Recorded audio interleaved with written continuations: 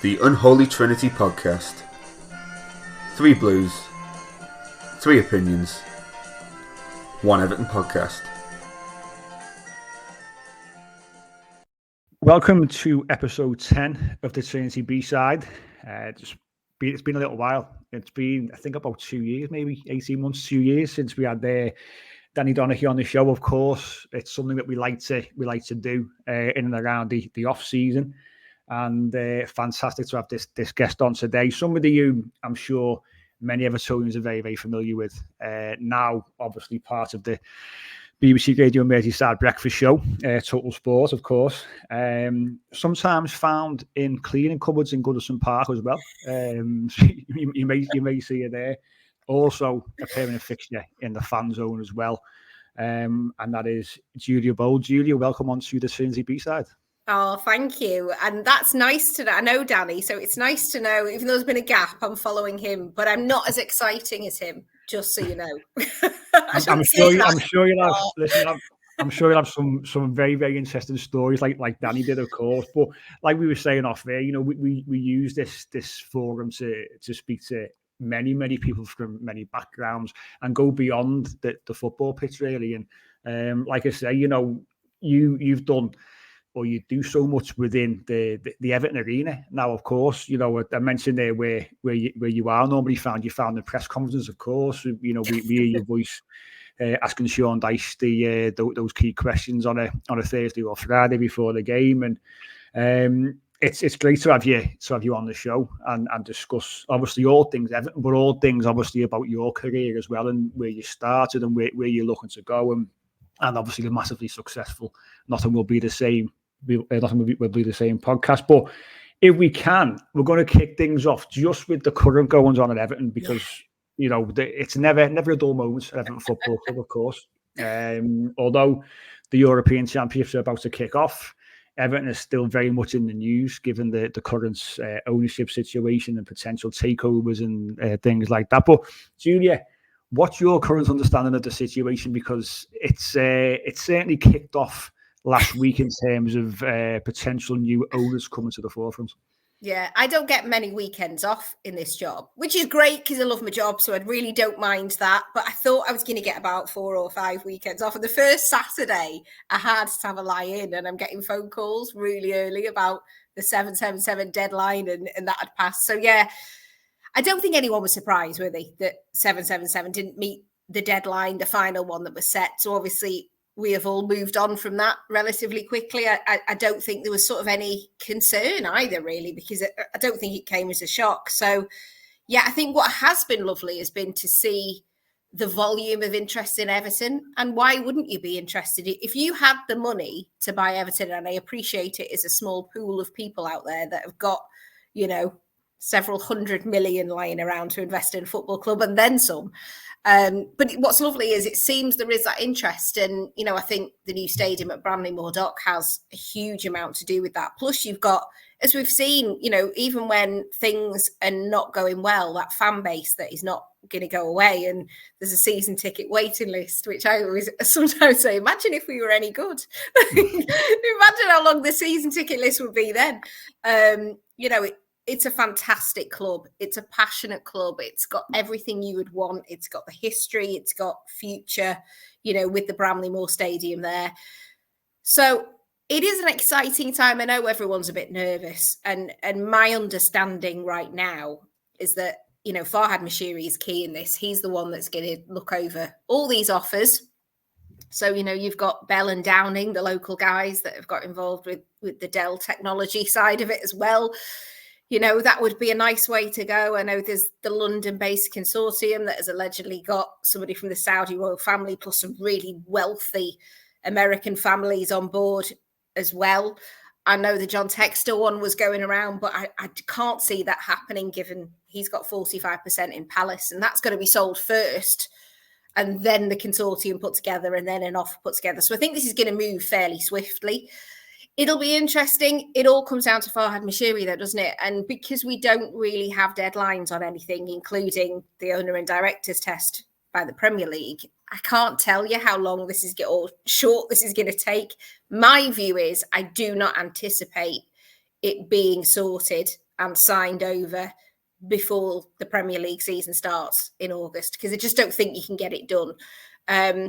I hope it's swifter than the 777 stuff, because I do feel that dragged on way too long. Shouldn't have gone on as long as it did, because I think, once you're missing deadlines, that kind of is the red flag for everybody, isn't it? So, yeah, that's my understanding right now. I know there's a lot of bleak things thrown around on social media. I don't think it's necessarily a bleak situation. I think we're all well aware there's not a ton of money to play with in the transfer window. I don't think it's as bad, from my understanding from talking to people, that, Richarlison, sort of that summer where he had to be sold. I don't think it's the same situation right now. Deals are going to have to be struck. I think, everyone's got a price, haven't they? If a massive amount of money comes in for a player, then can many clubs turn it down? Probably not. But there's certainly not a feeling that, let's say Jared Branthwaite is in the shop window at all. And I know there's some murmurings as we're talking today that United are saying they don't want to pay much more than 40 or 50 million. Well, you know what? They're not getting him for that. And it's as simple as that. So he stays. And I think he'd be happy. Everton will be happy. The fans will be happy. Yeah, I think we're just going to have to weather the storm for a few more weeks. Well, if United are paying 90 million for Anthony, then God knows what Jared Branthwaite is worth. Do you know what I mean? But I do agree with you. I think Everton this year or this summer are a more attractive proposition for a buyer than they were certainly last year. Okay, we've taken on more debt in that time, but the stadium's pretty much 80% done, isn't it? 89% done. That helps. Obviously, on top of that now, we stayed up with points deductions relatively safely in the end, wasn't it? It wasn't as stressful as it was in previous seasons. So I believe, I don't know how true it is, whether we are subject to another PSR investigation, how that will go, I don't know. So, if you're a prospective buyer now, and clearly 777, I don't think was ever the answer we wanted, was it, as fans? Let's be honest. And it's worked out in a weird way, in a perverse way, that they've effectively funded our cash flow without any security. And, see you later. Do you know what I mean? Thanks for doing that sort of thing. And now obviously there's a queue of people trying to buy us. So, yeah, that's actually worked out in a perverse way reasonably well in terms of helping Moshiri with the cash flow side of things with the club, wasn't it, towards the end of the season?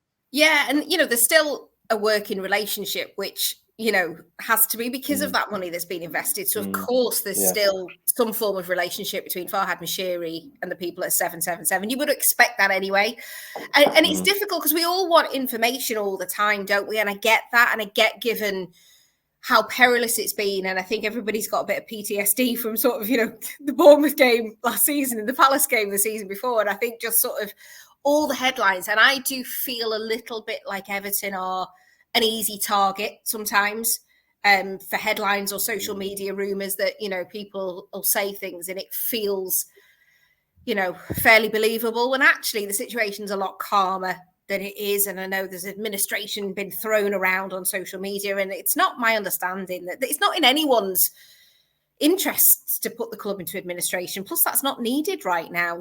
Everyone's being paid. There's no issues with HMRC. None of that is going on. I think it's just, I sound like I've adopted a Sean Dyche mentality of block the noise out and just get on with it. And I kind of feel that's the situation right now. I think until the ownership is sorted, we know Farhad Moshiri wants to sell the club. That's not a secret at all. That's not nothing. I'm not saying anything that no one doesn't know. It is a shame that the 777 thing dragged on as long as it did, because it will maybe impact the summer transfer window. But I think Kevin Thel and Sean Dyche are used to working in a situation where there's so many headlines, there's not a lot of money. But I think what they have built is stability. And as you say, Lee, it was fairly, it just feels weird. It was fairly comfortable in the end. Everyone went to the Sheffield United game in the sunshine and had a lovely afternoon out at Goodison with no stress whatsoever, which hasn't happened for quite some time. So I think the PSR landscape is changing because so many clubs in the Premier League are impacted right now. Leicester have come up and are going to end up impacted straight away. Villa, there's headlines today that they might be taking some legal action. Manchester City are taking legal action against the Premier League over sponsorship deals. We know that. Chelsea are in and around the PSR mark. I actually think PSR is not going to go the way it has done. I think it's going to change. We already know there's discussions going on about changing it. It's never been changed for inflation, which seems bizarre when the rest of us have got mortgages and whatever else, and everything else is impacted. So how can it not be changed? I don't understand that at all. It feels very out of date. And also, as you say, it was so comfortable. I sort of wonder, given what Forest did and absorbed that points deduction, do Everton think, do you know what? Forget it. We'll just take a hit if another one comes. Even though the second one was a 2-point deduction, do you sort of think, well, actually, we can absorb that and carry on playing? And it's going to be a league table full of asterisks because you could have 6 clubs impacted. So who knows? But I do feel it feels, as you've both said, it feels more positive right now. Yeah, I think the joke of it was, and we said this on the previous podcast, is that, Everton without building the stadium wouldn't have breached. But ironically, the stadium will make us more financially stable because obviously it'll bring in more revenue per game. You've also got a situation where Forest hung on to a player, ended up making a sensible business decision because they've got more money on said player. And we could end up being in a situation like you mentioned there, maybe with Branthwaite or Onana, say. Why would we sell him for maybe 20, 30, even 40 million less than he's actually worth by a deadline? I mean, that's just not a sound business decision. The whole point of PSR is to make sure clubs, are financially stable and obviously make sound business decisions. So it's absolutely bonkers that some clubs would be held to ransom like we were with Richarlison, and you're selling a player for less than their book value. It's absolutely absurd. And we said it, didn't we, Mike, on some of the podcasts, saying, how is that even a situation where a club would have to sell a player for less than they're actually worth and then get done for actually being, making a poor business decisions overall, isn't it? It's weird.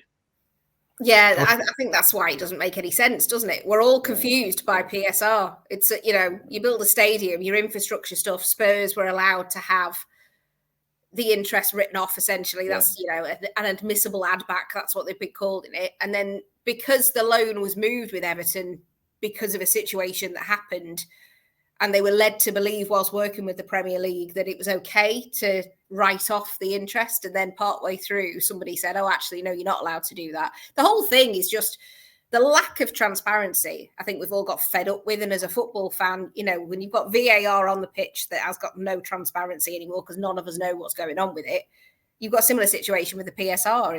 It's makes you feel fed. You just think, well, what's the point of it? What, just absorb the points deduction maybe, as long as you're better than, the points deductions, then just take it.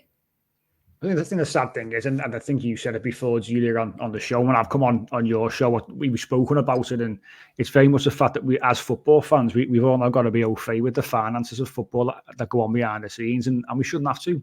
This shouldn't really matter to us, Go watch the football and enjoy the game as best you can, and that's the thing about it. But I think as Evertonians, obviously this summer, that the hope is, I'm happy for Farhad Moshiri to semi-take his time in terms of let's make sure it's the right deal. Not so much for him, but for us, and obviously that's a concern in itself.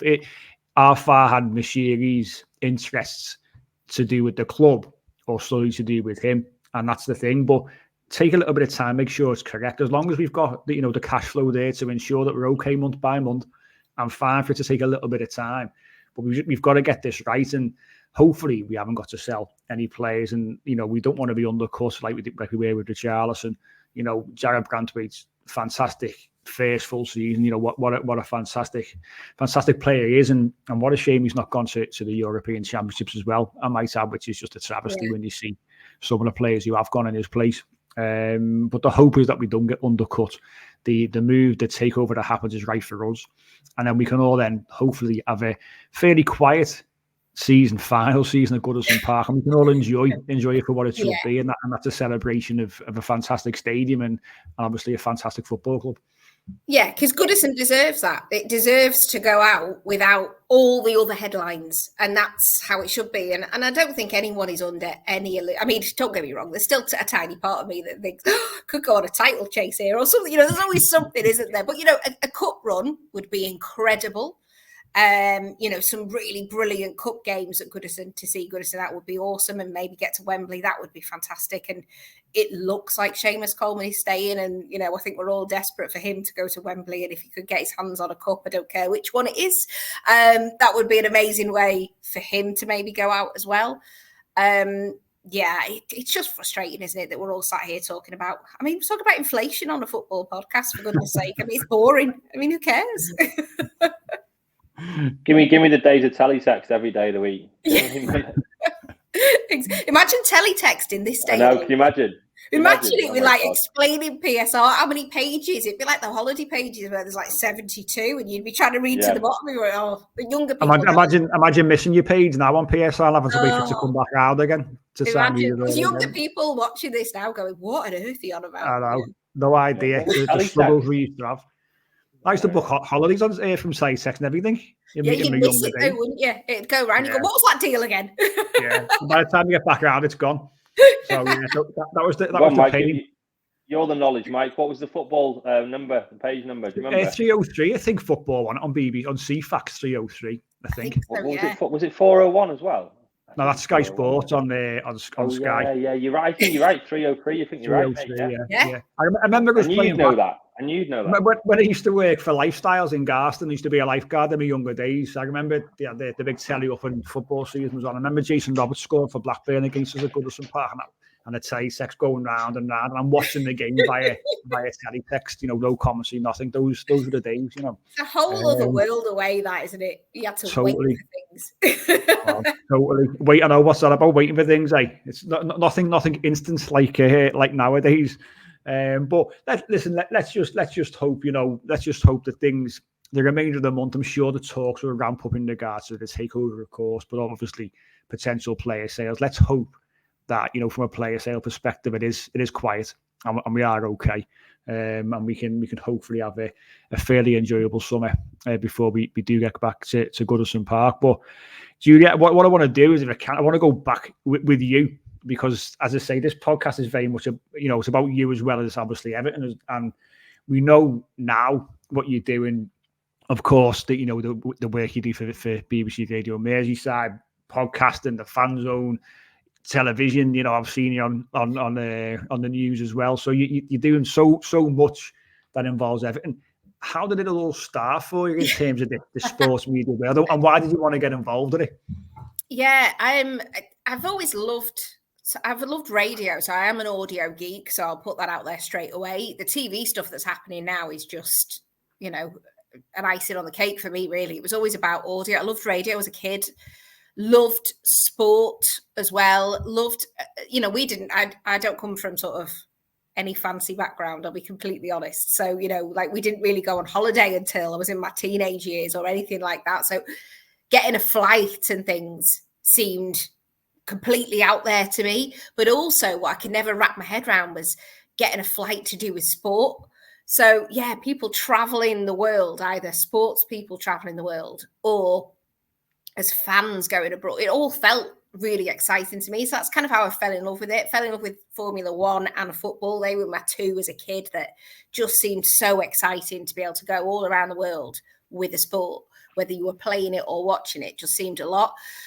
So yeah, always wanted to do it. Went to quite a small school that didn't really know how to do it. And you've got to think back, I'm totally open. I'm in my 40s. So yeah, if you think back when I was at school, there wasn't really any women in sport or anything like that. There wasn't really anyone to explain to me how I could do it. So it was more a case of just doing work experience, trying to get into it. I was lucky I was in commercial radio where you sort of had to be a jack of all trades. So you did news and sport, which was perfect. So managed to make my way slowly through different radio stations to Radio City in Liverpool. And at the time, there was commentary on Liverpool and Everton. So it was perfect for me. That I was like, I love this. I love doing this. Get to cover them, got to go to Belfield, the porter cabin at Belfield, which is where David Moyes did a press conference, which now you see the professional setup of backdrops and things, and it was just in a porter cabin with a microphone on him. It completely wouldn't happen now. So yeah, that's kind of how it started. Ended up at the BBC, and then the podcast came around. Obviously, I had connection with Everton. I'd worked for Everton as well for a season in their content team. I'd been part of in and around Everton, and So BBC Studios had asked to do a TV show. I've said this before, had asked to do a TV documentary, and that wasn't going to happen at Everton, but they'd asked to do a podcast series, which Everton were really keen on.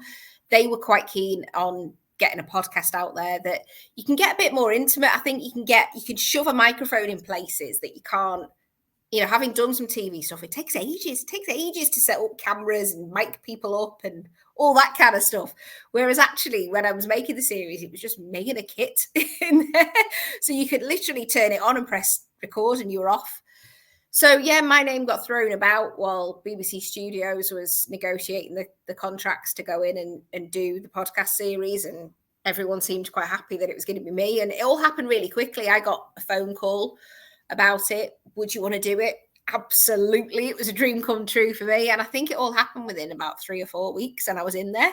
So there wasn't a lot of time to think about it. I'm very fortunate that Everton wanted me to do it.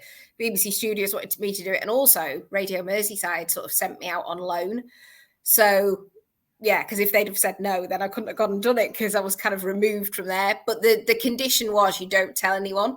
So I thought it was maybe going to be 5 or 6 months, but it ended up being 11 months of not telling anybody, which is tricky. There were very few people knew about it. I had friends that didn't know about it, colleagues that weren't necessarily told where I was. So yeah, and it's tricky not to say anything, particularly when it was like it was. I don't know, people say, would you have signed up to it had you have known what's going to happen that season? I don't know. I mean, I'm really, really delighted I did it and it all worked out as it should do. But I didn't know that when I was making it. I'm not going to lie. There was a few points where I had a bit of a cry in a dugout at Finch Farm because I just thought, oh God, what have I done? Or I was also worried no one was going to listen. No one would find it exciting. So yeah, that's where we're at today. At the time though, Giulia, sorry, when you, obviously the club signed up for it, the talk and the feeling was it was very much sort of it's going to be a positive time at the club, wasn't it? Because obviously Frank Lampard was still there. We'd had a decent, you'd say, summer transfer window in terms of the players that had come in. Hadn't obviously started especially well, but things were starting to click. I was going back to that Palace game at Goodison Park, was it 3-0? That was when we all thought, yeah, we've got something here now. The players are finally getting it. And then when obviously you were in there, was from about the November onwards, not long before they broke for the World Cup and things like that. And we weren't in an especially great position. But the club thought, and I think obviously yourselves at the BBC probably thought it was going to be a lot different than what it actually was. Yeah, because there was a team of people working on it. So I was the one that was in Finch Farm, but there was people in London, helping. We had sound designers and executive producers and everything. And so we'd sit on a Zoom on a Thursday.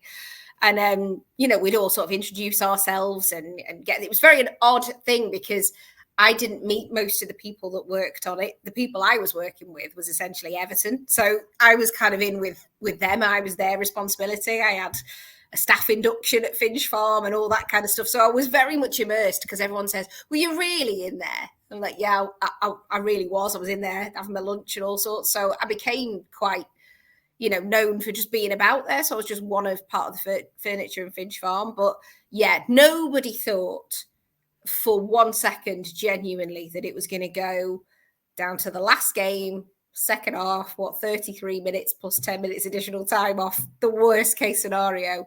Nobody thought that when we signed up to it. And so we'd be on these Zooms and there was myself and Carl Duran, who was the Access producer, who's a season ticket holder himself. And, we were the ones that knew Everton. The others sort of had to have a crash course in what Everton was about because they didn't really know about it. And we kept saying, but there'll be no relegation battle. It'll be fine. It won't be like last time. So I can't tell you the level of stress where things started to spin out of control and to be so close to it. I don't know. People say, would you have felt the same if it was another club? I don't know. I think I still found it stressful, but when you care that much as well, that makes it hard because you're in there and you're seeing everybody and how it impacts them and it's impacting yourself. And there was just a lot. I'm not going to lie. I lived every second of it.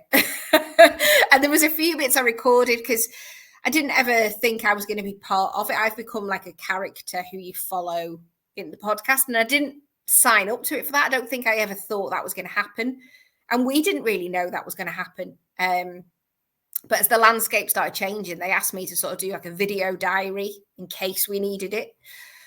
And yeah, I was a bit skeptical. I was a bit worried, particularly that meltdown I have in the car after Newcastle, where we'd all welcomed the bus and and then it didn't go according to plan. And I think everybody felt awful leaving that. And I certainly felt awful. And I recorded something and then I thought I sound a bit of an idiot on that. And I hope it doesn't get used. And then it got put in the series and now everyone's heard my meltdown in the car. But I think I talked myself round in it. I think I started recording fearing the worst. By the end, I was like, it's going to be okay. It's going to be okay.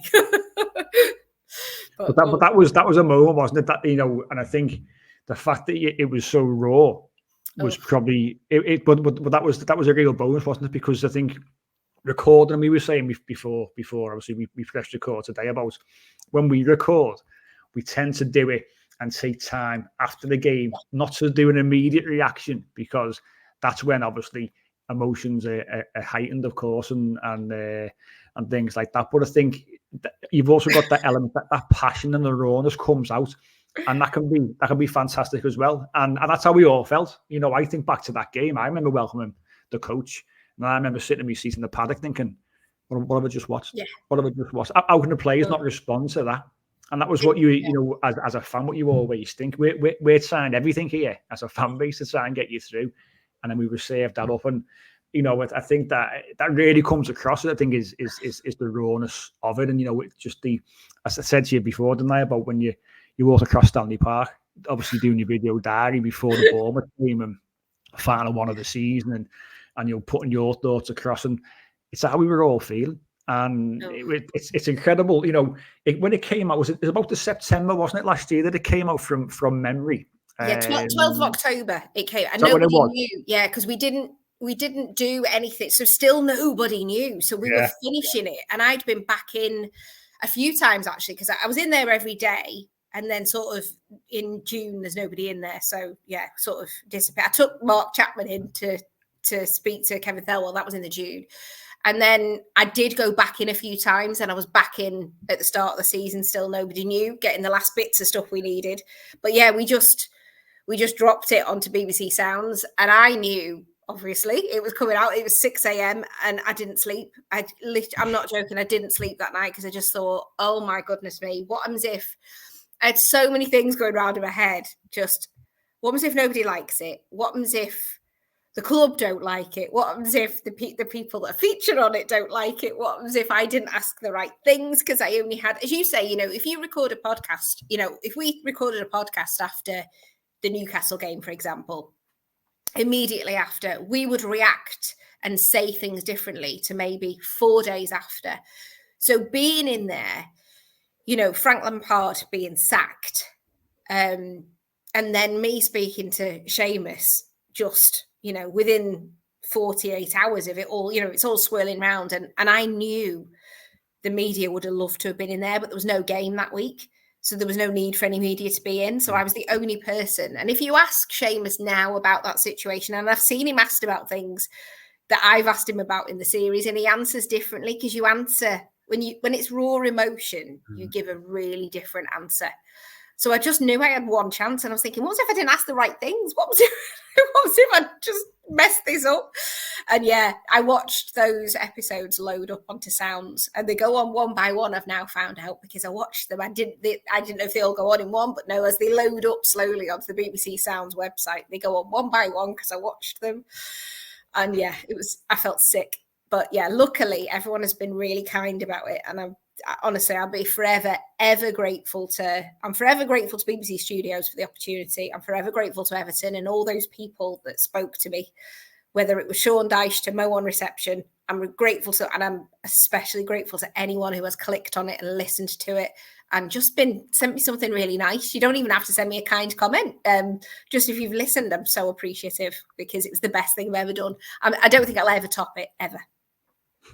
I think the accolades are, you know, more than well deserved, I would say. and I'm not just saying that because you're here and whatever, but you know, I think every Everton fan could resonate with it. I think it was, like Mike said, it was raw, it was emotional.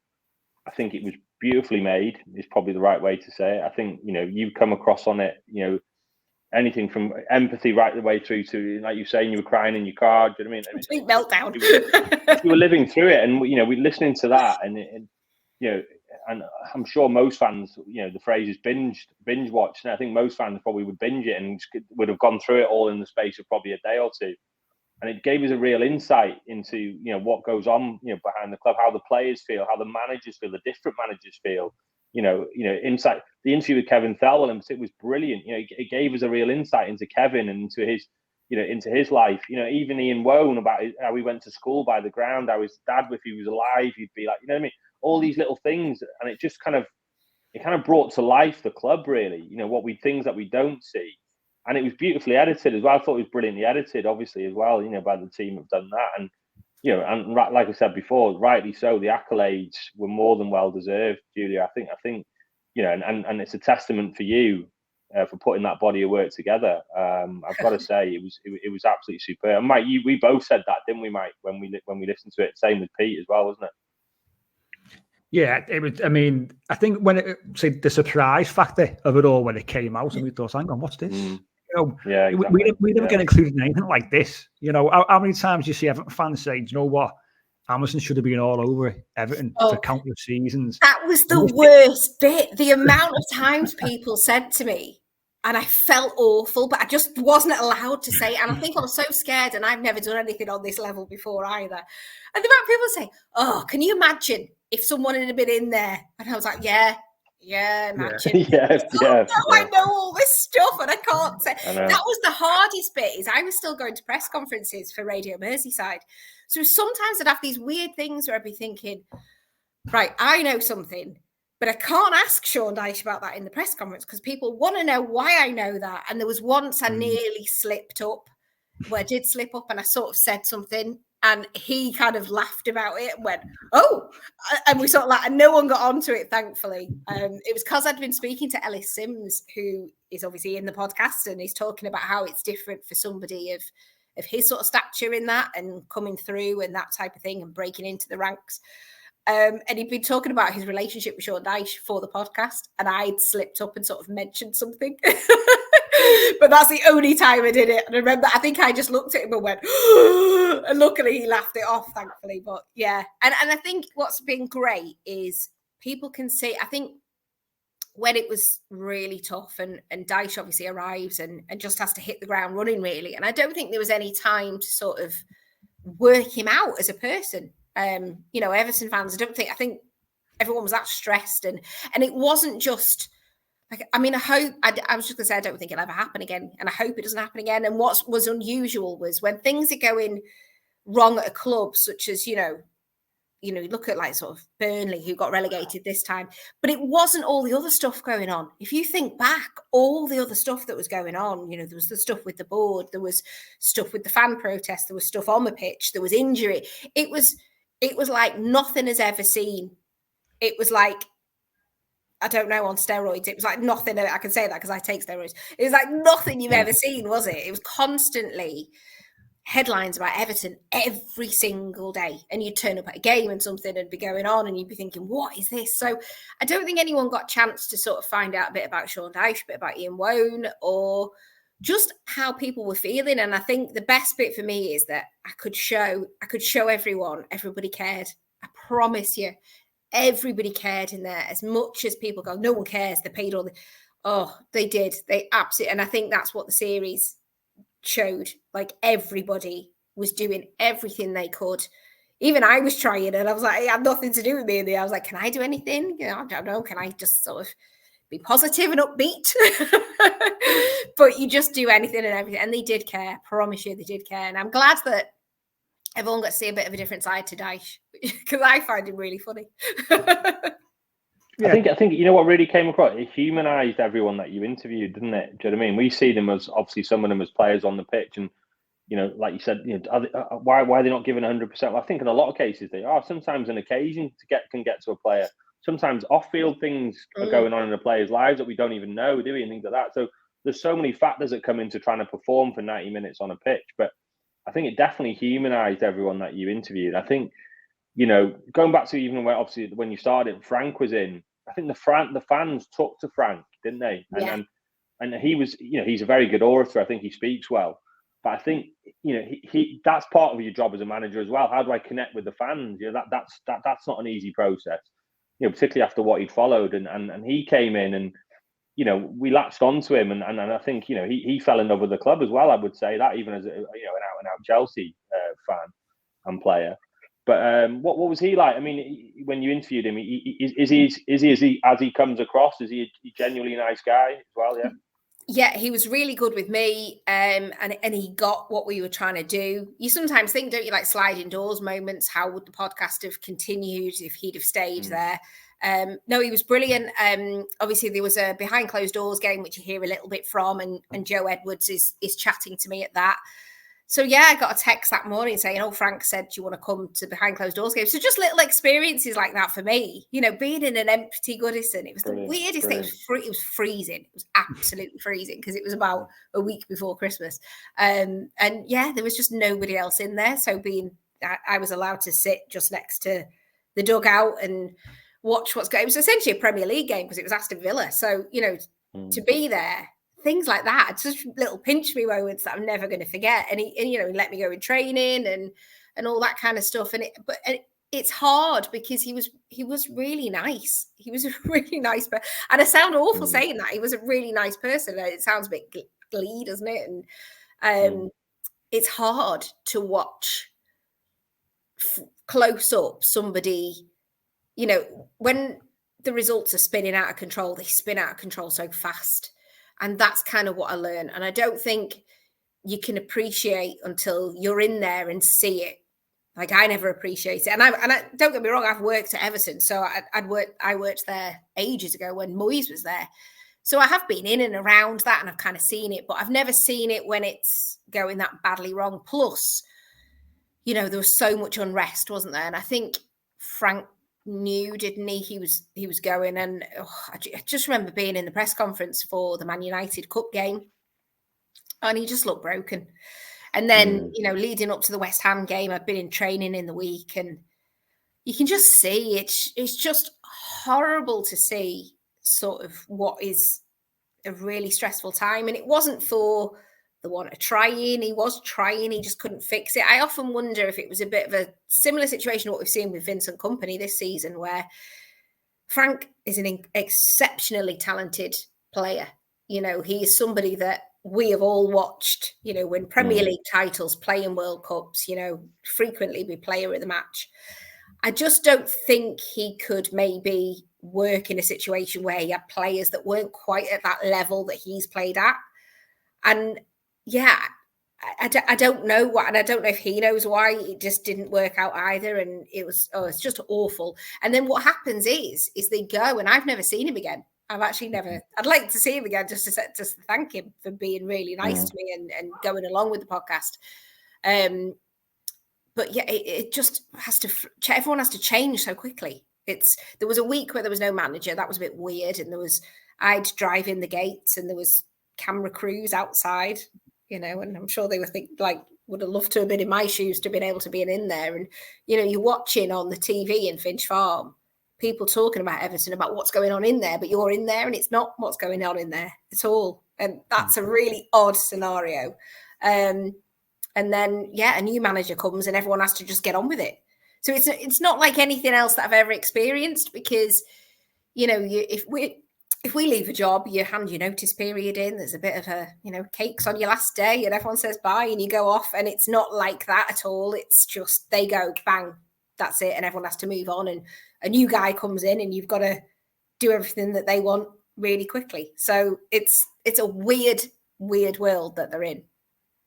It's such a strange world, football management. I mean, and everyone goes on how well they're remunerated, and you can see why, can't you? Because it's a football now is so different to even 15, 20 years ago. Managers would be given time. That's no longer the case anymore, is it? I mean, and for someone like Dice and Frank actually, but they were just literally parachuted into essentially almost like a war zone. What's going on, and you have to quickly establish.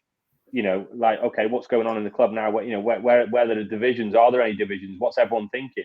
I think Sean said on one of your episodes, didn't he, where he sort of used almost like a business type survey where, you know, he sent them out to all players saying, look, I want you to write down honestly, you know, what you think's going on here, answer these questions.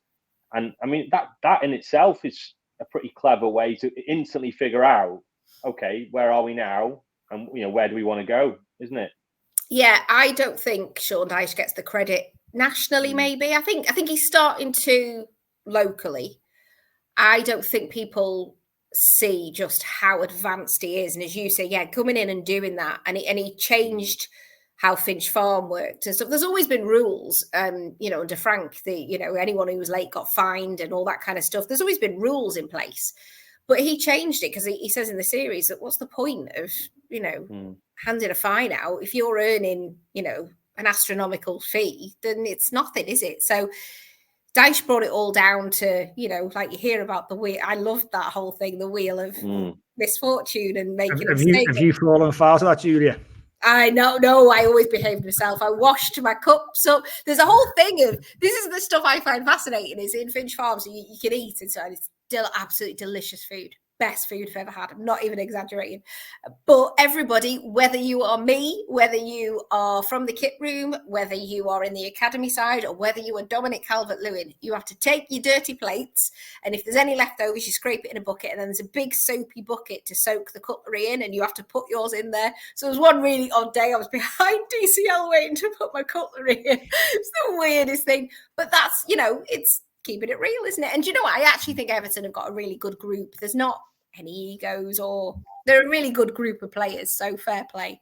But yeah, Sean Dyche is just a sports psychology masterclass. You know, people need to just sometimes realize how much he does. And also you think about how Frank ended and looked completely bereft, didn't he? And actually, I think people forget he didn't have it half as bad as what Dyche has had to do, even pretty quickly. You know, Dyche, his first game was against Arsenal. There was a fan protest against the running of the club. So he's never known anything other than everything being in disarray. You know, he's never had sort of a board at games, that support just visually, which I think can say a lot as well. He's not had that. He's not, and then the board left in the summer. So this season, he's had an interim board. Him and Kevin Thelwell have kind of been operating together, but Dyche is the only one we ever see. He's the only one that's there having to answer questions that had nothing to do with him. He's had PSR charges, he's had points deductions, he's had appeals. I mean, I can't think of another in the Premier League era, another manager that's had the level of trauma that he's had to deal with. He's had a fan base that's been really disillusioned. He's had, you know, he came straight into a relegation battle. He says in the series he never thought it would go to the last game because he thought he could settle it, but so much happened. He had chronic injury problems as well. You know, he had a January transfer window, albeit he came in at the end of it, didn't he? Anthony Gordon was sold straight away. As soon as he arrived, he was sold. Don't think he ever worked with him actually at all. In fact, he didn't. So, yeah, you know, he wasn't active in that transfer window, wasn't active last January, just gone. I can't understand, I don't know about you, but I can't understand why he wasn't in the mix for the Premier League manager of the season. But I tweeted about it, Giulia. I said that before they announced the nominations, how he can be overlooked is beyond me. But the Premier League wouldn't dare, would they? Let's be honest. Imagine if they put him through as being one of the nominees for manager. And he won. Well, exactly that. And for me, you know, you say about obviously giving them credit, and obviously as a fan podcast, you always discuss results and you discuss form, and the pressure was on Sean Dyche the season just gone. He went a long time without us winning the game of football, and naturally, people look towards a manager. I think for us to have achieved 48 points, given the fact that we had 2 points deductions and all the off the field issues, and the fact that, like you say, the only man who fronted those questions was him. Yeah. I think it is unbelievable to come out the way that we did and have a semi-comfortable end to the season after a fantastic week in April when we won those 3 games, which was, you know, sent from heaven, you know, for us Everton fans to achieve and experience them. But I think he's done an incredible job, and rightly, I think his contract runs out the end of the next season. Yeah. Obviously, it remains to be seen what happens, whether he's the man to lead us into Bramley Moore. But he totally deserves that time. And for me, and I know Lee thinks the same, deserves immense credit for what he's done in operating in the most difficult of circumstances. Yeah, I don't think anybody else could have stuck in there and got, and as you say, and I know people that don't like him will go, but look at that run without a win.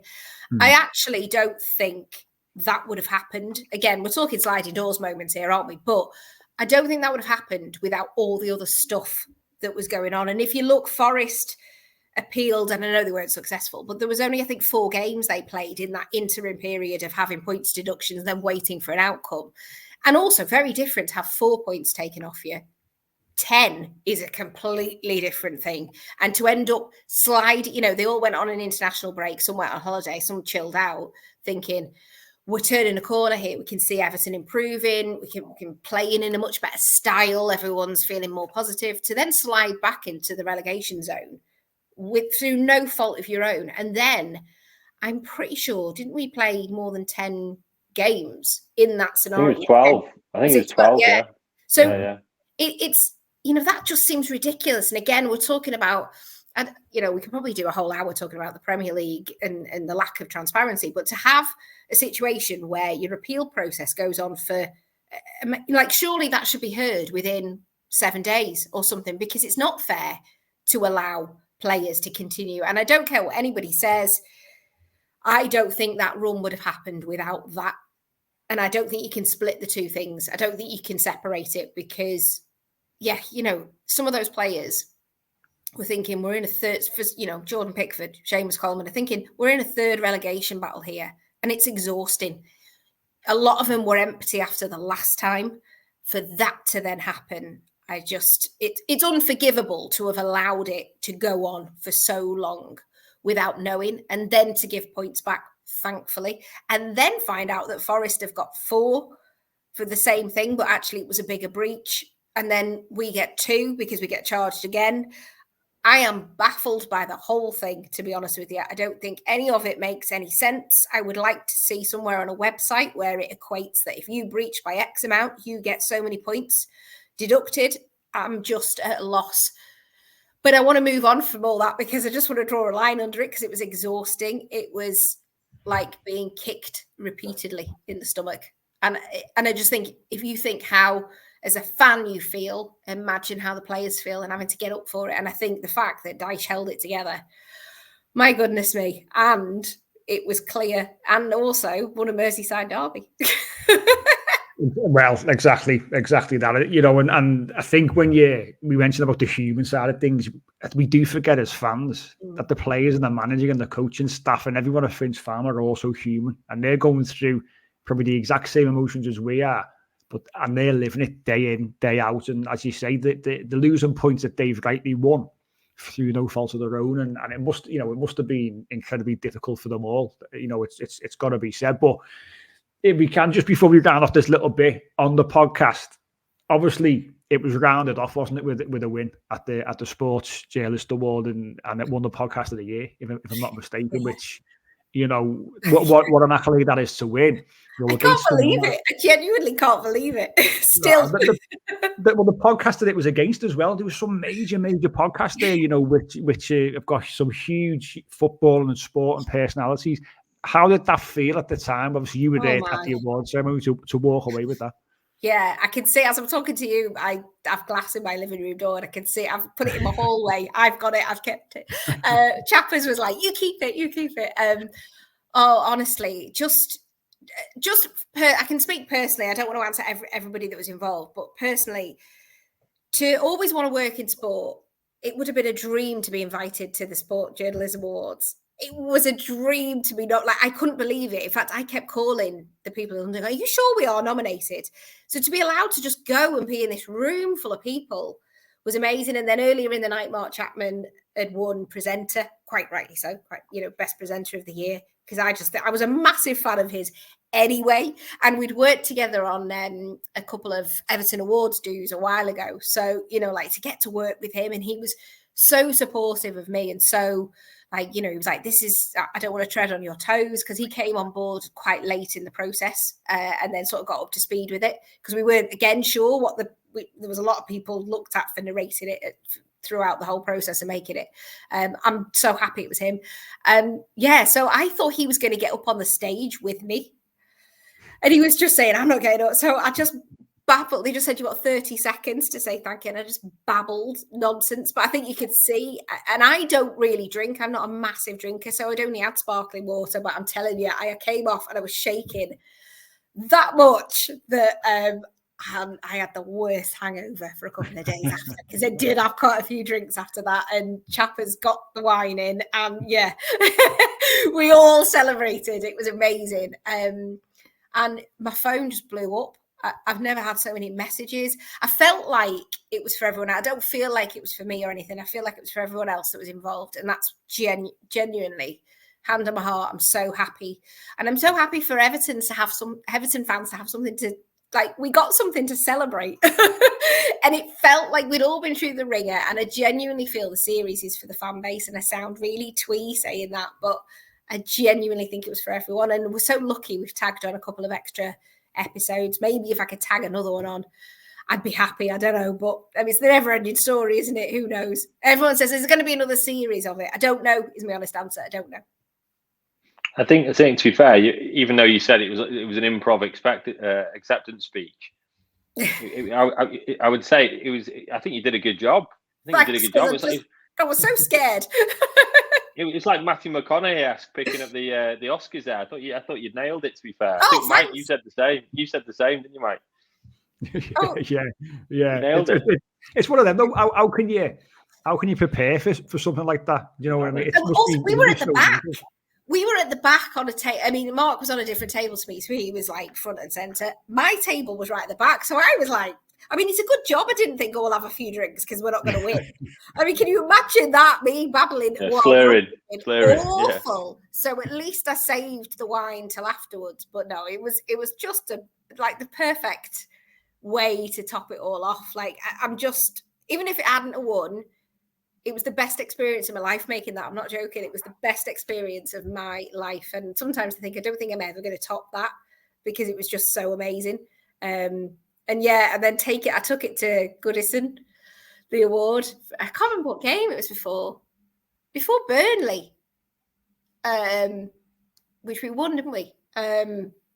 So yeah, it was nice. And I just took it beforehand, and I've got some private pictures of it on the pitch, the award. I just put the award on the pitch and just took a picture with the Everton, Everton sign, and it's on the halfway line on its own, and it just felt a really nice moment because it was my life. I'm not exaggerating. It was literally my life for a very long time. So yeah, it was lovely. Did the players say anything? I bet they were congratulatory as well. Yeah. I heard from some while I was still in London as well, which was amazing, getting the award. So nice. Yeah, I heard from the gaffer as well, which was the biggest shock of my life. And I'm a bit upset because I actually missed hearing from him first off, because I was at Euston Station, but I did hear from him. So yeah, and I heard from some of the players. Nice. The players have said well done afterwards. Yeah, the players have listened to it. So yeah, that was weird. That was a weird one when it came out going back into Finch Farm a few days later. And I was so nervous. And everyone was waiting in reception. It was lovely. So yeah, so grateful. But yeah, thank you. And superb. Yeah. I've had a quick chat with Seamus about it. I mean, we cross paths occasionally in this part of Liverpool, but he thought, he was very, very congratulatory of yourself doing it. And you know what? You'll never meet such a down to earth guy than him, will you? You can see why so many people, Frank, Carlo, now obviously Dyche, the words they say about him. I mean, Frank even said he's like one of the best men he's ever met in football. I mean, what a thing to say that. I mean, did you get a bit of an insight into him, when his character, or see how he was with the players when you were there? Yeah. Yeah, absolutely. I mean, weirdly, when I worked at Everton for one season, as I've said, we joined the same time, so I kind of knew him from then. Yeah. So yeah, he is genuinely, and it sounds ridiculous because everyone goes, "Oh, he's a really nice guy." Imagine if I was just like, "Oh, he's awful." Got right evil on him. Yeah. All like blue M&Ms in a bowl and all that. No, he's not. He's not at all. No, lovely guy. Just. Yeah, exactly as everyone says, he has no sides to him, no ego, and he looks after me in there. made sure I was okay. And there was, conversations we had that have stayed private while we were in there because he knew it was really hard. And yeah, I heard from him after I'd won, and it was a very nice message I got from him. And yeah, he's been really supportive of the series, and he knew it was a really difficult thing for me to do. So yeah, he's great. But similarly, Sean Dyche is a very kind man as well. And without him, we couldn't have made it either. So, if he'd have gone, not really into this. And, and I wasn't very well either. So I'm dead open about it. I've got Addison's disease, so I'm kept alive artificially, which I'm sure you might ask me about. And actually, I had a couple of Addison's crisis while making, so I ended up in ICU a couple of times, twice making the series. Once while Frank was still there, I had one, and then once just not long before it came out, and Dyche was in touch with me then and checked I was okay. So yeah, very kind-hearted people. It's a nice segue, Giulia, if we can call it that, because we did say before we recorded about whether you were happy to discuss it. Now I know you're very vocal about Addison's on social media. It was at the awareness day, the back end of May, of course, and obviously you do discuss it. I mean, it's great to hear that obviously the club are in touch as well, and not great to hear that obviously you were suffering, but great to hear that the club were in touch. But for those who don't know, because obviously a huge part of your life and something which came about, I don't think it was too long ago, really, was it? What is Addison's, and how did you discover that you actually suffered from it? Yeah, so I've had it 8 years now, but I kept it very quiet. So it's only the last 3 years where I've been really open about having it. Not many people, a bit like making the series, not many people knew I had it. And I think it was because I got so fed up with medical people not knowing about it. I don't mind the general public not knowing. So Addison's disease is your adrenal glands, which sit on top of your kidneys. And if you've got Addison's disease, they no longer work. So mine have essentially died. And they produce all the chemicals that are vital to life, that keep you and I alive. So I am kept alive artificially now by taking lots of different types of steroids, different points of the day. Without them, if I don't take them today, I won't be here tomorrow. So it's as simple as that. It's a life-threatening condition. I have to remember to take them. And I have bags of steroids everywhere. They're in the car. They're in every bag I've got. They're all over the place. So yeah, the complication with it comes not just from being kept alive artificially, that if I get poorly, so if I get a cold, I have to take more steroids because I can't fight it. If I get flu, then I end up in hospital usually, and your body starts shutting down. The other thing as well, which is hilarious, given I made an Everton podcast series at the most stressful time, I can't handle stress either. So if you get stressed, your adrenal glands make a ton of cortisol to keep you going.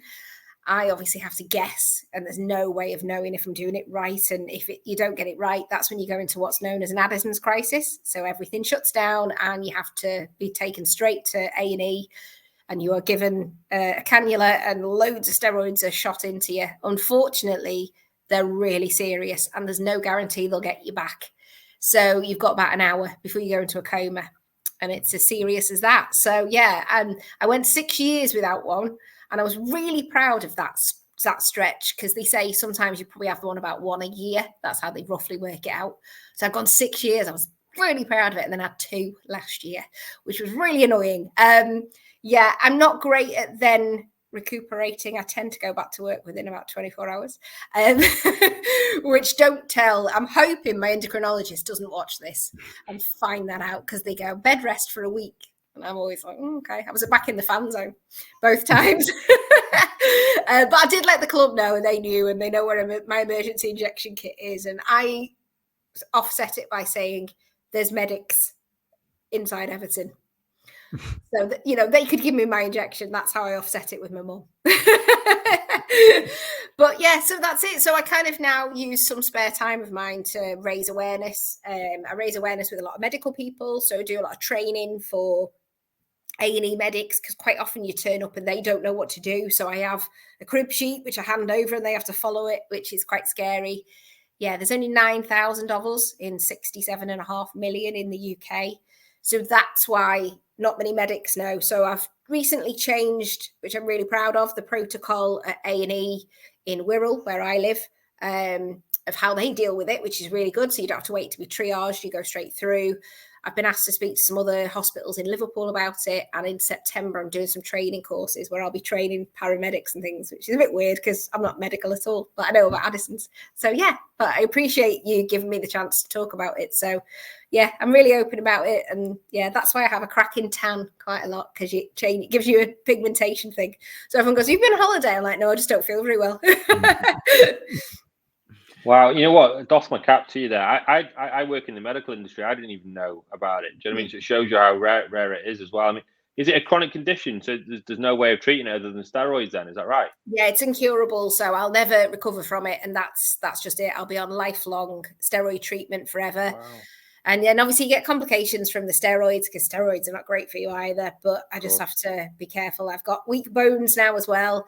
All the things that you shouldn't do, I do. So, you know, I still get involved in stressful situations. That's why the Bournemouth thing was so bad, because I just kept thinking, I had the stress of nobody knowing I had my recording kit in my bag. So I just went to my normal seat to watch the game, and then I was smuggled in to record afterwards, which is, as you earlier on said, I end up in cleaning cupboards. I was smuggled and put into a cleaning cupboard because we didn't have, like, no one was supposed to know I was doing it. So if you think all Sky and everyone are there, and yeah, they had to hide me. So that's how I ended up sat in a mop bucket, feeling awful, having a load of steroids, thinking, oh my God. So yeah, I probably shouldn't have made an Everton series in the most chaotic season going, but I survived it. It's not the best club to be associated with when it comes to having to control your stress levels, that's for sure. But and you can't, you know, as much as you might on the surface be able to sort of hide stress, you know, you can't inside your body. You know, you can't mask it, and that must be something difficult to process, really, in terms of, you know, when you get into these situations. I don't want to speak for yourself, of course, but how do you deal with those situations when you can feel yourself potentially getting into a stressful situation? How hard is that to actually process it and try and control? Yeah, I mean, everyone's different with it, and since going quite vocal, I've connected with people with Addison's around the globe, because it's rare in every country. There's so few people with it globally that no one really knows. JFK had it, so that's kind of the famous case. So yeah, John F. Kennedy had it while he was president. And this shows you how the progress is with it. It's so slow that because there's so few people have it, no drug company is interested in trying to sort of advance the medication for it. So I'm on the same tablets that he was on in the 50s, which is crazy when you think about how medical things have moved on. Mine hasn't. We don't even have an EpiPen. So that's what we're trying to campaign for at the minute, to get an EpiPen, but no one wants to pick it up because it's not worth it, because there's too fewer people. But yeah, I have to I'm very much of, again, I will pop extra steroids. I'm not one of those that's a bit funny about it. I'll go, I've got all this to do today, so I'll have a few extra steroids, which is complete. We are allowed to do. We're classed as expert patients, so we can tweak our dose as and when, which is good. And I have a kitchen cupboard full of steroids. So yeah, I was nearly handing them out at one point. I think, goodness, when everyone was stressed, does anyone want a steroid? Yeah, so I'm quite good at that. I'm not frightened to up my dose or anything. So if you see me and I've got a bit of a moon head, chances are I've been taking a few extra steroids because it gives me a bit of a fat face. Yeah, and it's just trial and error. I did for a while. I was quite scared about an Addison's crisis because it happened so fast, and it's not very nice. And it's more scary for the people that see it happen, such as my friend last time. I called her because I was in the house on my own, and she came and got me. And she's still traumatized because I was unconscious by the time she got me there. And yeah, I felt so bad for her, but she did brilliantly. So yeah, I mean, I laugh about it, and yeah, and I just have everything ready. I have my emergency pack ready to go in case, and I always have an injection kit with me at games and all that kind of stuff. And I try not to think about it too deeply, because otherwise it panics me. But apart from that, I try not to take it. I take it seriously, as in I know what I'm doing with it, but I just try to have a laugh about it. And the best bit of the Sports Journalism Awards is somebody that we follow each other. She works in production in sport and has Addison's, and we've never met anyone face to face. And we got to meet each other face to face with Addison's. We were so excited. That was almost better than the award. Amazing. You know what? And it just shows you, really, I hate to say it, but the problem with like big pharma nowadays, and the fact that look, there's no money to be made from it, so why should we try and? I mean, that just doesn't sit right with me whatsoever. Do you know what I mean? The fact that you're taking meds that were still being used in the 50s, you know, when you consider how advanced we are nowadays compared to, you know, even 10 years ago, never mind, you know, in the 50s. I mean, yeah, fair play to you for bringing awareness to it as well, because obviously, even though it is only a small number of people, you know, that's so important, isn't it? Because we have to find a way to be able to deal with it. Yeah, there's a former Birmingham City player, Paul Devlin, and his daughter has got Addison's disease. And he won't mind saying that because he's done, you know, stuff to raise awareness himself. But she was diagnosed at 12.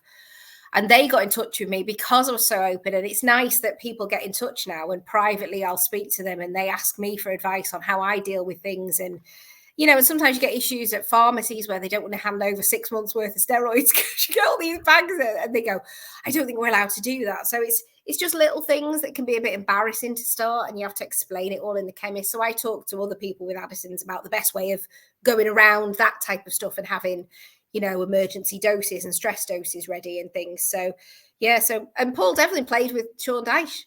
So he then asked me to say hello to Sean Dyche. So everything comes back to Sean Dyche in the end. Everything goes full circle.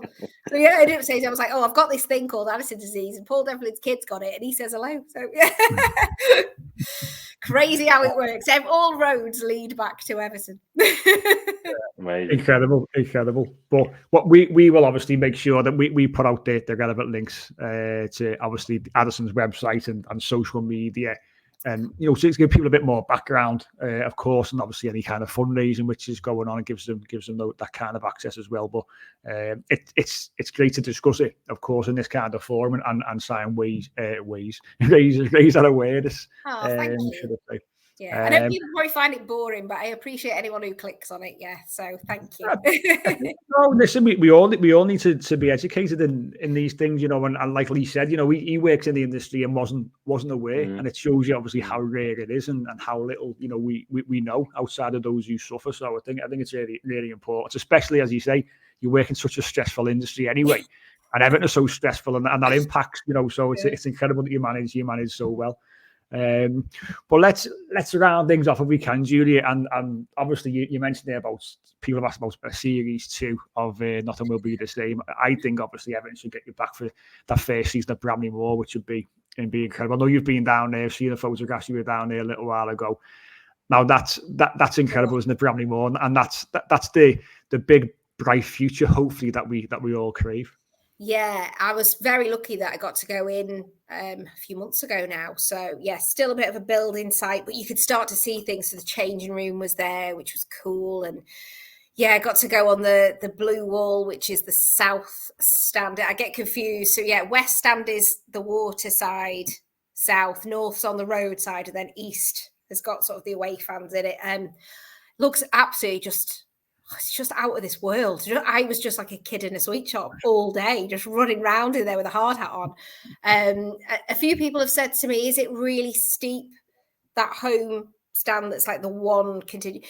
Yeah, do you know what? It doesn't, you're on it and it feels big and everything, and it feels intimidating. Like I can imagine it full of people and flags and banners and the noise that's going to come from it. But yeah, it just is, everything about it is so cleverly designed, like something dropped in there, and the noise, it's made to keep all the noise in like a cauldron, and you heard, like, it was like you hear everything bouncing around, and yeah, it's one for the senses, that's for sure. I'll be on double steroids that day, the first day there, that'll be for sure, because it'll be a lot going on. Yeah, I mean, it's a whole, don't get me wrong, you know, I was thinking about it today in the car for some bizarre reason, as you do, and thinking about Goodison and thinking about, we've only got, you know, every time somebody comes, it's Newcastle's last turn at Goodison, it's Palace's last turn at Goodison, and we're going to have all these lasts and things, and it's hard, isn't it? It's hard to think about it going. I've just bought today like a print off somebody about the Goodison Tunnel and things, and I just think, oh, it's so sad. But this is the way football is, and we have to move on. And that's what you've got to keep saying, because we've got to move on for financial reasons and everything. And, you know, not having an obstructed view for a start. I have 2 posts where I sit. So that'll be amazing, won't it? Not to be doing that on a free kick.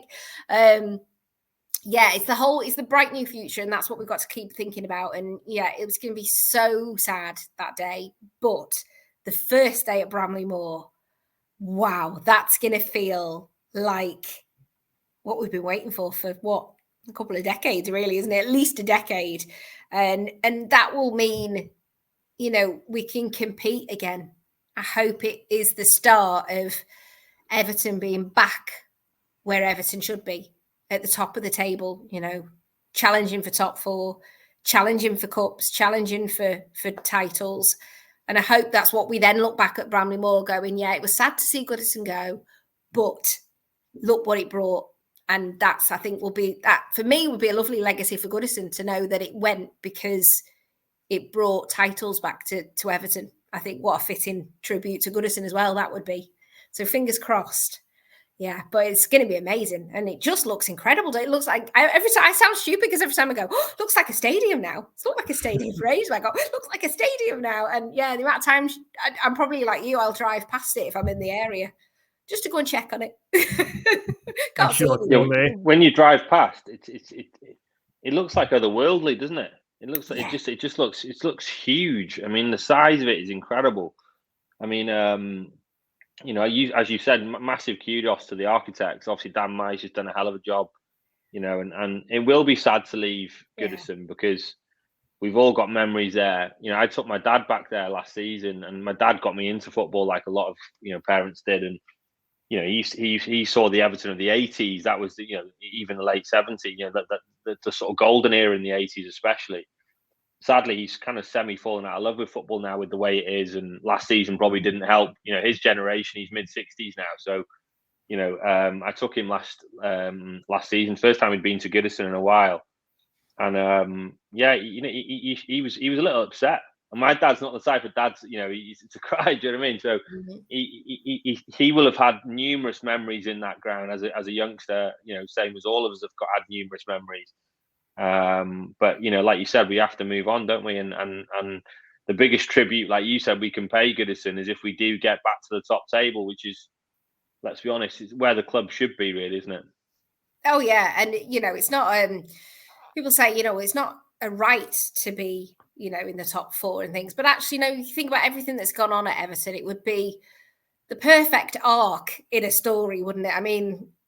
We've suffered more than most. We've had more things, more drama and sagas and twists and whatever else that's gone on. And it would just be nice. It's such a loyal fan base. And, I know that personally from just being in the stands, and there's nothing like it, is it, when Goodison is in full voice and when you think back to that Merseyside derby on the Wednesday night, it was just like a magical evening, and Goodison was rocking, and imagine more nights like that. And that's kind of that's when Everton's at its very best, isn't it? That's when you can't top that fan base. You just can't. And I've just seen like a little part of it myself with the series, how it's such, I've had people that are not even into football listen to it, which is great. And I've had Man United fans, Liverpool fans, Palace fans, Forest fans listen to it, and that's lovely when they drop me a note. But I tell you what, it's been just everything and more. I got a lift at where I park for work the other day. I was running to the lift to go home, and somebody got in, and a guy went, "Oh, my days met Giulia from the series, from the Everton series." And I was like, "Oh yeah." I just think no one would even have listened. So that level of fan base is rare, and it's special. And that's why I hope all these people that are now wanting to buy Everton. So they should, because there's not anybody else like Everton and like Everton's fans. And I think Dyche has got to grips with that now. I think he's in love with it. I think you can see he's fallen in love with the whole experience. He loves walking into Goodison. He has a real strut on him when he walks in there. And yeah, that's what it deserves now. So Bramley Moore is hopefully going to be the new chapter. And I hope that chapter brings a ton of success with it. I'd like a little bit of success to see Goodison out, so let's have some now. And then continued success at Bramley Moore and the best players wanting to play there. And yeah, I live the other side of the water, and I'll frequently walk the dog, and it just looks like this beast coming out the water, doesn't it? The way it's floating, and I just think, oh, can't wait. I can't wait, but it's going to be a bit tear-jerking. this coming season, isn't it? I think I'm going to shed tears probably every single game. Yeah, it's gonna be strange, that's for sure. Heading and a final game. I mean, imagine it. You know, I don't think I'm overly sentimental. Like I really don't, and I discuss it, and I think it's really play football, isn't it? But I think as time goes on, as Lee said, we've all had our own experience at Goodison Park over the years, for many years. You know, and you think back to the good times, the bad times, and everything in between. And I think as we get closer and closer, you know, we're going to start to see the kits soon, and we're going to start to get our season ticket packs with obviously the Goodison tribute in and things like that. And when it starts to become real, and you start to use the Goodison Park with the dates on in the 2025 when it closes and things like that, and you start, hang on, it will then start to feel real, and then start to then feel emotional. And I can only imagine how that final game will feel. And hopefully the Premier League sees sense and let us have the final game of the season at Goodison Park. That's exactly how it should be. They should do. You would hope. I mean, I think we're all hate us, Giulia. So you know what will happen there. We probably give us 2 away games to finish on. Oh, they better not do. I tell you what, there'll be an absolute riot if that happens. I'm fairly confident that because we were away at the end of this season, so they usually flip it about. So hopefully that's how it happens. I mean, if you could take anything from Goodison, what would you take?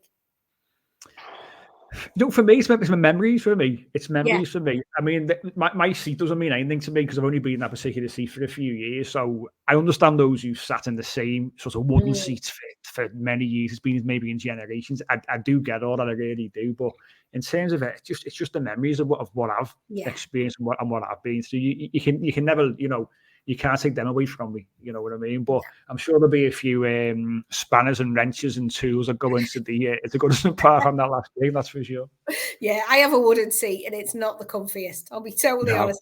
I don't think I'd sit on it even if I took it. I don't think I'd be sitting on it again because it's really not comfortable. You get a numb bum on that one. But yeah, I'm the same. Do you know what? I was in Goodison in the summer doing the play on pitch things, and I'm waffling here just thinking about Goodison. And do you know what I started thinking? I started the smell of Goodison. And I was trying to put that in my memory now, as if remember what it smells like. I don't know why. Just suddenly thought it has its own smell, doesn't it?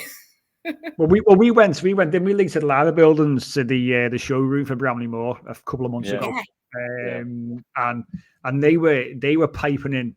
The smells are going to be piping into Bramley Moore, obviously, whilst we're walking around the showroom and things like that. I mean, it smells incredible, by the way. And I said, you want to really get, the smell of like silk cut and lager getting piped in. That gives you a real old-fashioned Goodison Park smell, dirt and wood and grass and just old-fashioned smell. But it's Goodison. I think you said it smells as good as Andre Gomez.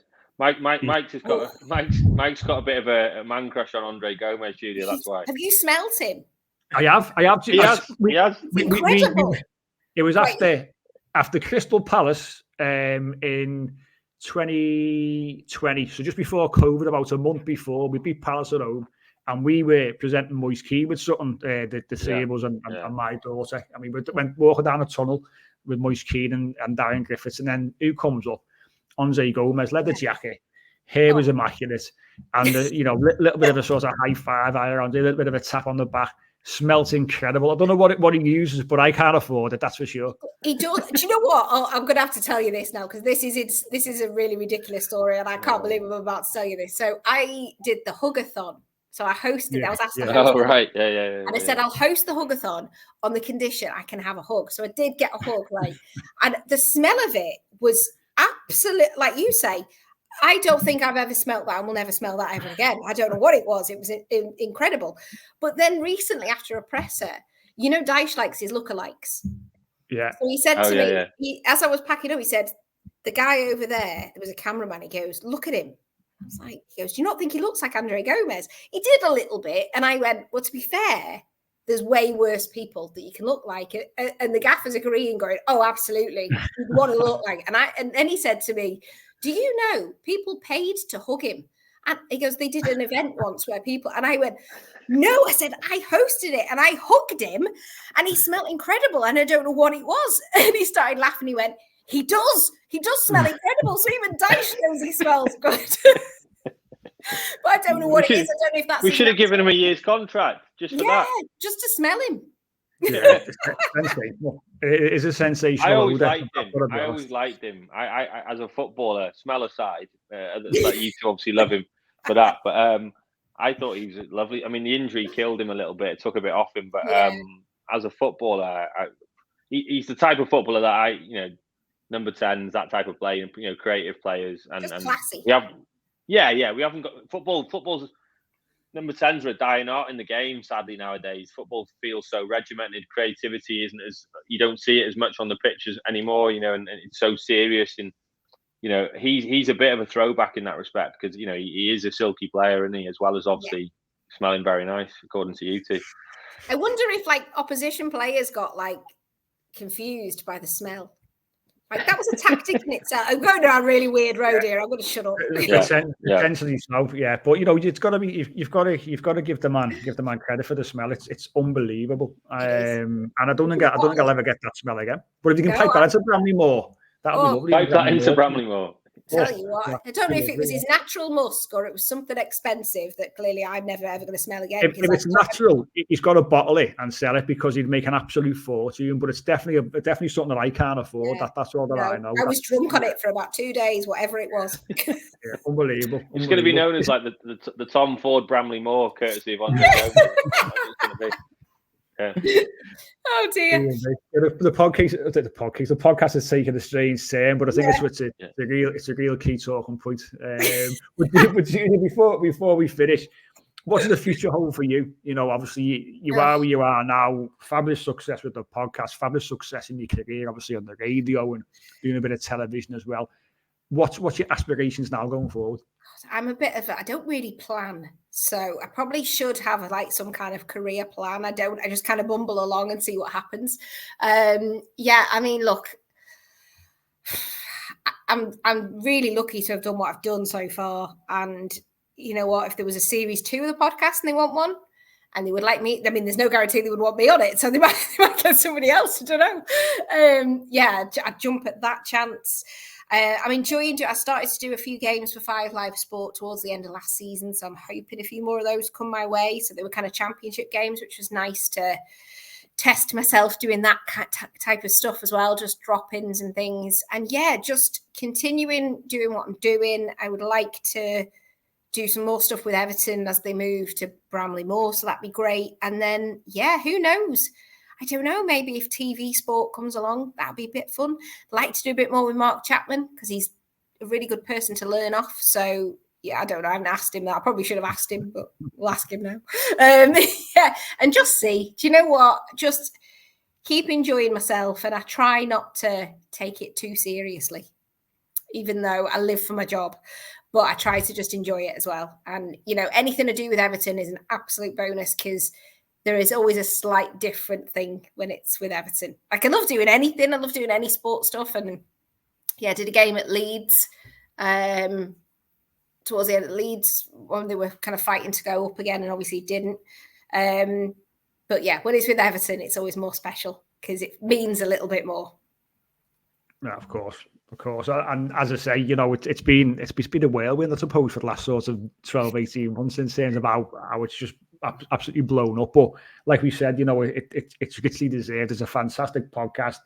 It's great to see, obviously, yourself doing so well. And I think, for a lot of, women and girls listening to our podcast, it's inspirational, I think, to see somebody local who's making these strides as well and giving them, obviously, something to really aspire to, and seeing that, I think maybe many years ago, football was maybe a bit of a closed shop in terms of it was so male orientated, wasn't it? We're now seeing a lot more female representation, and long may that continue. And best of luck, obviously, with your journey as well. Oh, thank you. Yeah, I really appreciate it. And maybe 5 years ago, maybe I wouldn't have been asked to do that podcast. So it might have automatically gone to a guy. So again, fair play, I think, to everyone involved, putting me in there as well. So it's something I take very seriously. If people trust me to do something, I'll take it very seriously. But no, thank you. And if anyone has clicked on the podcast and listened to it, even if you've listened to one of the episodes, thank you so much, because yeah, it's been a whirlwind, and it's been better than I ever imagined. And yeah, it's going to take a lot of topping. And if you've not listened, it's still very much available on BBC Sounds, because I was listening to it in the gym yesterday, crying, trying to lift weights, crying, which was a fun experience. Yeah, and I knew what happened as well, but I still get emotional thinking about it. But Giulia, thanks a lot for jumping on the show tonight. We really enjoyed it. Really appreciate you taking some time out of your day. Oh, my pleasure, anytime. And that is us for today's episode. We will be back over the summer, of course, as the Euros sort of winds down. Everton might even buy a player or two, who knows? We might even get taken over, as we've just discussed it. Here's hoping. But thanks a lot for listening. We do appreciate it. Make sure you do obviously subscribe and get your notifications on for any new episodes, and we will catch you over the summer.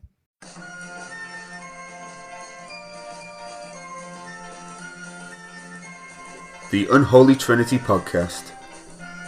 3 Blues, 3 Opinions, 1 Everton Podcast.